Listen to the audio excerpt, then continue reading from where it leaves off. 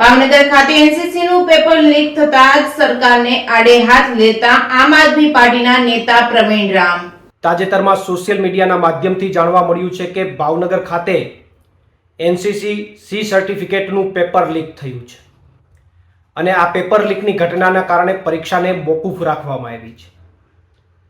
ગુજરાતની આ ભાજપ સરકારમાં વારંવાર જે પેપરો લીક થઈ રહ્યા છે એ ઘટનાને જોતા એવું લાગે છે કે આ ભાજપની સરકારને પેપર લીકનું વ્યસન થઈ ગયું હોય એવું લાગે છે.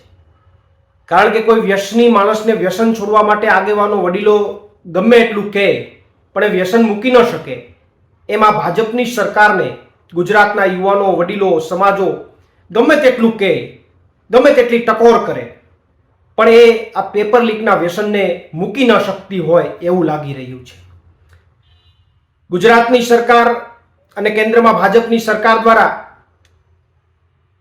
નવા નવા કાયદાઓ પેપર લીકની બાબતને લઈને બનાવવામાં આવ્યા કે હવે કોઈ પેપર લીક કરશે તો 10 વર્ષ જેલની સજા અને 1 કરોડનો દંડ.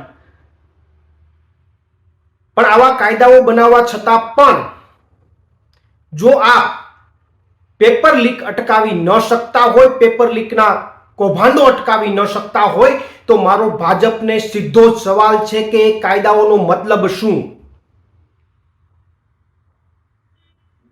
કારણ કે મહત્વની બાબત તો એ છે કે પેપર લીકની ઘટના કોઈ પણ કાળે અટકવી જોઈએ અને જો અટકી ન શકતી હોય તો સરકારે સ્વૈચ્છિક રાજીનામા આપી દેવા જોઈએ.